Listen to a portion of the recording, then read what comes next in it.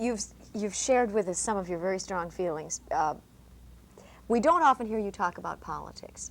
You seem to stay away from them a bit, but I assume that you're certainly so bright. You must have very strong political feelings. Yes, I don't think that a performer has the right, when you're paying to come and see me, that I'm going to hit you on the head with my political feelings. I think it's very, very wrong. See, so what I do in my act is I give it to both sides. But I make sure the better jokes I write are against the ones I hate, you know? But nobody should come out, when they've paid $60 in Vegas, they shouldn't come out and say, she doesn't like, you know? But every once in a while, I was the first one to do anti-Nixon jokes in Chicago, and right before Watergate, right when it hit, and I was booed at time. It really scared me. Are you booed with Carter now? Yes, they like Carter again, a lot of them. And you don't? I feel he's very, he's not active. I feel he has not done anything. Nothing. And I don't like Miss Lillian because she gave birth to Billy Carter, so she's, you know, she should have gotten rid of the bad seed right there. But I didn't like the Fords too much either. And I hated the Nixons. And the last one I really liked were the Johnsons, because they were such funny-looking girls. I always had a laugh. You know? Linda Bird, hi, Mama. It was just, you know, remember them? I'm so glad you laughed. We're talking about how easy it is to be funny and laugh with Joan Rivers, but obviously there's so much substance to one's character that that's not all there is. Do you find, however, that people who invite Joan Rivers to dinner expect her to rather sing for her supper? You're the entertainment on the bill. Which is why we don't go. Really? We're very closed, very tight. When we were talking before about performance, when you're out, yes, you have to be bright and you have to be witty and things. And when I go to a house for supper, it will only be to a very close friend's house where we all know each other and we can be hysterically funny, or we can just sit around. I once at a dinner table with Woody Allen, Dick Cavett, Marshall Brickman, who writes with Woody, and Edgar, and I've never seen a sadder group. I was like, and you know, everybody else in the restaurant must have been going, oh, what are they talking about? And it was like, oh, nothing's going right, and I wrote a script that doesn't work, and my new thing is, and it's, you know, but it's good when you're just allowed to be yourselves. If you'll allow me to say, one of the nicest things about my job... You better say something very nice that it's your job. I will. No, very but nice. One of the nicest things about my job is that I get to meet people that I've cared about for years, and when I finally meet them, I find out that no matter how big they were in my head, they're people and I'm not all that far away from them. Yeah, well, who didn't you like? Tell your viewers... Elliot Gould! And Lucille Ball! See, let them... And Liza Minnelli. Is this the venom we need to get out to be healthy? Yes, that's the fun. Tell them the truth. The Lennon sisters put out. You heard it here first. It's not so, but you just like, but see, that's the fun, to say what you think.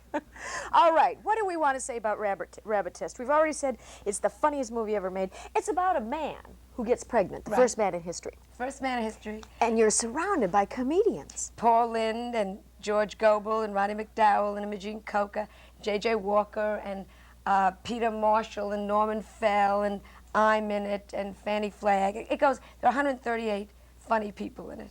And Billy Crystal, who's the gay guy in Soap, and Joan Prey that plays the girl at... Are you scared? Are you afraid of it? I'm so happy with it because it's funny. And it's like when you've given birth and the baby is normal. And it's just wonderful after 2 years to stand in the back of a theater and they're laughing and you go, oh, thank God. I was terrified. I would wake up at night and think we were going to lose the house. Terrified. And it makes you so happy that once again we have eyes full of tears. Yeah. Oh. You see, how the two of us. How can I not love you? A person who can cry. But as Hubert Humphrey says, a man without tears is a man without a heart. Yeah, but for us, I mean, we're not chickens anymore, my husband and I. And when we signed away the house, nobody understood. We signed away 12 years of working for something, and they would take it away. They're not going to say, oh, she's a good kid. Yeah. I mean, the house would have gone if it hadn't worked. It's your responsibility. She loses her bedroom if you don't go and see the movie. And it's not that snappy a house, for God's sakes. It's Rabbit Rabbit Test. We don't even have a tennis court. It may be the funniest movie you've ever seen, but the best reason of all to see it is because it's another Joan Rivers product. You are indeed a special person. You are indeed a special person. Thank you so much. much. Oh, be happy. Keep the T-shirt. Oh, thank you. I don't have to give it back. Thank you. We'll be back.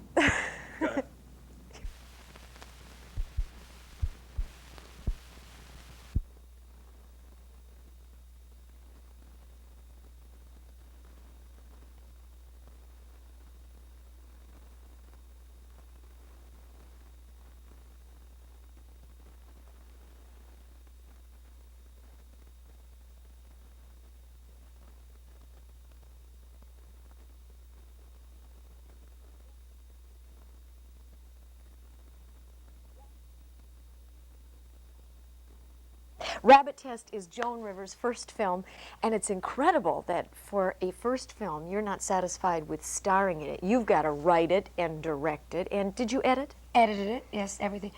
With a wonderful editor. I had Mel Brooks' editor who came over and edited with me. But I just wanted to get the best around me because I didn't know if I would know enough for my first film. So I made sure I was surrounded by very good people. You said something very nice when I came in and asked about the film before we started all this. You said it's the funniest movie ever made. It's not the... It's not the best. It's not the most artistic. It's not Annie Hall, but it's my Take the Money and Run, which was Woody's first movie. Yes. And in 10 years, I'll give you Annie Hall, you know.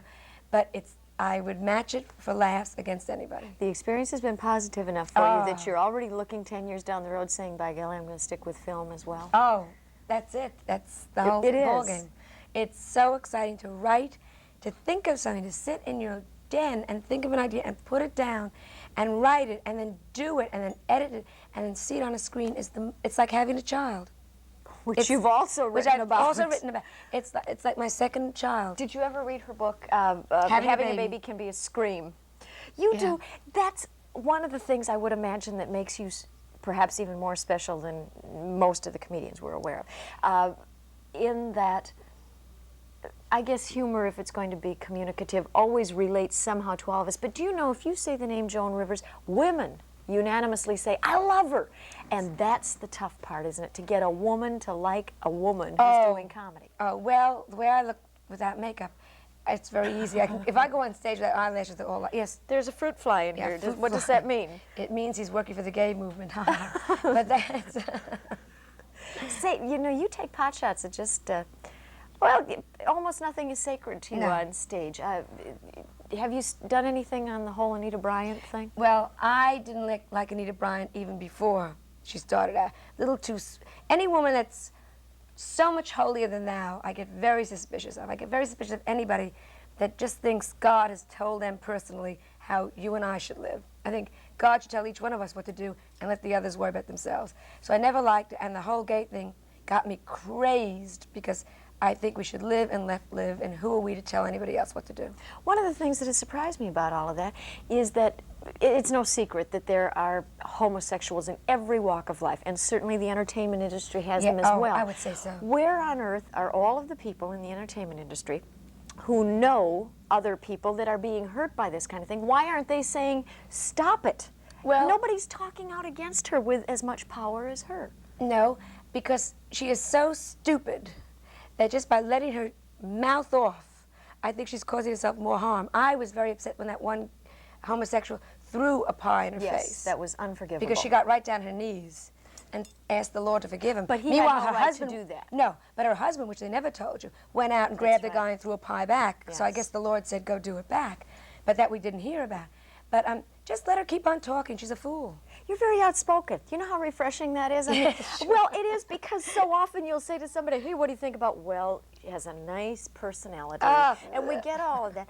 But ultimately, that means a person in the position you have is going to offend somebody. Apparently, you had to quit worrying about that a while back. I stopped when I hit a certain age, 31. 31 is like the day you decided. Charo's 26, I'm 31. It's that simple. Charo is 26. Charo went and got her passport changed to 26. And I said to my husband, that's perfect, because I know I'm 3 years older than Charo, or 5 years older. So that makes me 31. That's grand. She and I can both grow old together, you know? And I just reached the point where I just say what I think. And it's nice. You don't have to have everybody love you. And I think my fans are the bright ones, and I think I get the smart ones and the intelligent ones, and I always call them the brighties. And if the dummies don't like me, I'm sorry. I wouldn't want to be, see, everyone that likes me, I always think would be a friend in real life. That's lovely. You know? Just think how many friends you have. You know, but that's the only way It's very special. Yeah, but so when somebody comes up and says to me, I don't think you're funny, and she's wearing high heels and socks, you want to say, what do I care? You would never sit in my kitchen and have a cup of coffee with me anyhow. You know, now stop nursing your child in public and go away from me. Now, you're a mother. A wonderful mother. Truly a good mother. Truly a good mother. Melissa occasionally can travel with you. What is she, 9 or 10 years old now? She's 10. And we hear a lot of people, again, in your industry, and I often wonder if the women who go on the talk shows in entertainment industry and talk about the joys of motherhood to the point that it almost bores me, and I'm not suggesting motherhood is not absolutely wonderful, are not compensating for the fact that I'm a career woman, and please believe it's okay because I still like my kid. Well, see, I always was a career woman. I mean, even when I was born, I knew I was going to do something. Me too. I was born a career woman. Yes, Yeah. so there was no question. And I think it makes you a better mother. I am so happy and so fulfilled that my child is happy because I wanted my child. I was thrilled when she was born. I have never, the day I was pregnant, I was hysterically happy from then on. And because of all this, I think she's a very happy child. I never think, can you manage a career and a child? Of course. My mother has always been a career woman all of her life, and I always tell people that the greatest gift she ever gave me was to have been a working person. Because she didn't have to sit home. There are many women that should sit home. Don't misunderstand me. That are happy with that, and we shouldn't attack them for I have that. a sister who does that, Yeah. and it's wonderful, and her children are terrific, and that's great. I think I would be desperately unhappy. I've got too much energy, and I don't know what I'd be doing. I know if I was home, I'd be into every charity. I'd probably be doing a little theater group, you know, so I know I'd be doing things again. I'm a scout mother the way it is now, which makes me laugh. You are. Is that this? Look who's a scout mother, you know. Girl Scouts? Girl Scouts. We sit around the microwave oven, we reminisce. Okay, kids. How does Let's go Melissa, now 10 years old, she's just coming into the age, isn't she, where she is beginning to be aware of who Joan Rivers is, and it's not just mom. No, she always knew. Did and she? We always let her see that it was a family business. It really is. And like the movie, she's the associate producer on Rapid Test. She did all the Xeroxing. All the Xeroxing. Did she get a credit? Yes, on it? a full screen That's credit. Dynamite. Yeah, when you see the movie, all the credits roll, and it says Melissa Rosenberg, and my eyes get crazy, teary when I see that. She was the gopher. She tested people on their lines. She was totally involved in it. Helped me hand out pages during the sneak previews where people would fill in what they thought of it. You know, that's really very touching. Oh, but it's a family project. That's Yeah. neat. Yeah. How wonderful you can all have it. And you mentioned just casually the name Rosenberger. Edgar. Edgar, my husband. The infamous Edgar that we hear so much about, Yeah. that I finally met this morning, is a truly decent human being. Oh, yes. And he's no lightweight. My goodness, Edgar brings unbelievable credentials to this And union class. of yours. And class to the marriage. He's the classy of the two. When we had to get Melissa to a good school, I said, you go in and talk to them. You I just sit in the car and wave. You met Edgar and married in 4 days. 4 days, the poor fool. He didn't know. He had no idea the hair he left a touch he could take with him to the office. The man didn't know. He was a bachelor, and nobody thought he was going to get married. And I would bring the cleaning down to the cleaners, and they would say to me, we never thought he was going to, everyone had a comment. Did we never you thought he'd think get you married. were going to get married? Had No. you decided with a career that maybe you wouldn't marry? At that point, there was nobody that I was dating at all. And it was very hard. When you work at nightclubs till 3 o'clock in the morning, if you have a normal person taking you out, he's asleep on the table, you know. I had a guy lose a job, an advertising executive, because he had sent an airline ad through. It said, so-and-so airlines flies cross-country 6 times a day, and they showed 6 planes and 11 wings. And he okayed it. He was just, and they said, you can't show a picture of our planes, just 1 wing. Having not been married as long as you were and establishing a career and all of that, weren't you terrified of just doing that in 4 days, or did you think I can always get out of it if I have to? No, because this goes back 12 years, so it wasn't quite as easy, Yeah, that's right. you know, that's to right. go out of. I just knew it was going to be okay.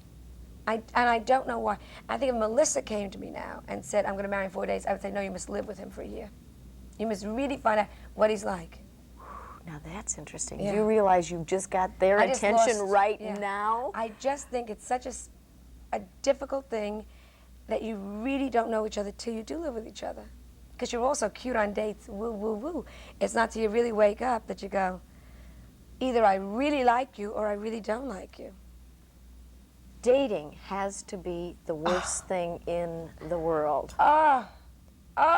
I think it was worth getting married to not have to date anymore. Not have to be charming to these Yes, idiots. charming, and wonder what's going to happen when you go home. Howard Johnson's again, hooray.